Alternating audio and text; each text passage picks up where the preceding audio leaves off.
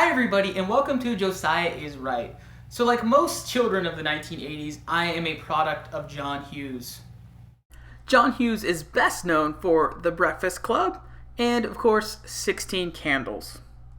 He's also largely responsible for Molly Ringwald. I'll leave that up to you whether you think it's a good thing or a bad thing. However, just acknowledging the 1980s angsty comedies is a total disservice to Mr. Hughes. I need only cite the glorious, amazing, wonderful Uncle Buck as an example of his greatness. And I could go on and on and on here. On and on and on and on. Although, you could also blame him for Macaulay Culkin. But this is Macaulay Culkin at his best. He's also the man behind the Vacation series, having written the most underrated trilogy, although a bit imbalanced, of the 1980s. Specifically, Vacation, with Conan the Barbarian Frank Frazetta-style art, European Vacation, maintaining that crazy art style, and of course, Christmas Vacation, which is a much more normal sort of movie poster style. Researching a story of my own, I came across the John Hughes story Vacation 58. Now, this went on to become Vacation. Now, there are parts of this story that are just like what you see in the film, really exactly, and there are parts that are pretty different, or at least different enough. Hello, officer. What's the problem? Get out of the car. Dad pulled over and reached for his wallet. The cop came to the window. "What's the problem, officer?" Dad asked, offering his driver's license. "You'd better step out of the car for a moment, sir." Dad got out of the car and walked around behind it. His mouth dropped open and his eyes showed wide. I jumped into the back and looked out the rear window. It was the most sickening thing I'd ever seen in my life. Aunt Edith's dog was laying on the ground behind the car. He was flat on his belly with his legs out to the sides and his neck stretched out, so they looked like a beagle version of a bear rug. There was a wide red trail leading up to his body. It was cool to read the short story and realize this is the same person who wrote the screenplay for all of these things, who wrote the short stories that they then became. That's really phenomenally awesome. You can find a link below to Vacation 58.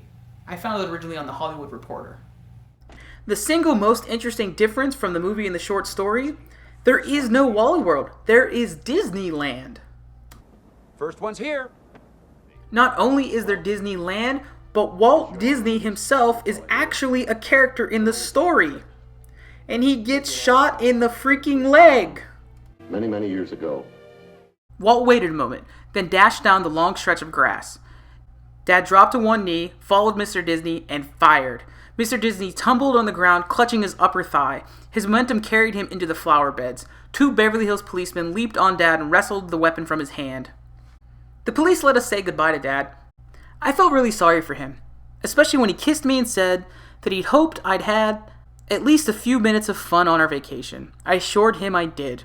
I also told him that I hoped he would beat the rap and be home real soon, and that I didn't begrudge him for shooting such a neat guy as Mr. Disney. I haven't done a great deal of research on this, but it's my understanding that Walt Disney didn't hate the idea that Walt Disney got shot. That wasn't his problem with the story, and why he and Disney wouldn't be officially endorsing this, and why you wouldn't see them in the film version. Walt Disney is just barely in the story, and is portrayed as the kindly man we know from the 1950s television shows. Now, a great deal of time, sweat, and a few tears were expended on all this. However, Walt Disney did not like the reason he was shot. The Griswolds pull into the massive empty parking lot that is now California Adventure, only to find that the park is closed for cleaning and repairs.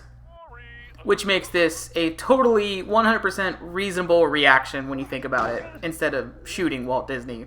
Punch a fake moose. As a former cast member, worked at Disneyland. It's been back there as long as I've been making these videos, so for the last few months, if you've paid close attention, you've seen this. But as a former cast member, I can tell you the park does not shut down for pretty much anything.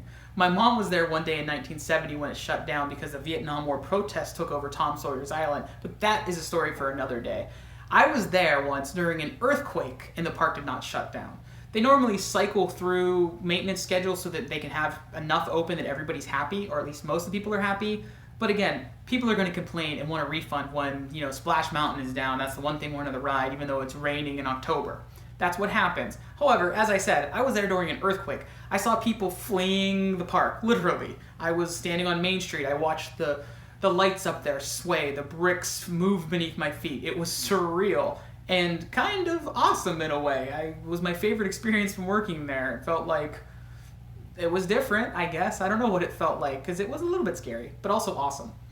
Anyway, people then lined up way towards the exit by City Hall to complain, asking for refunds.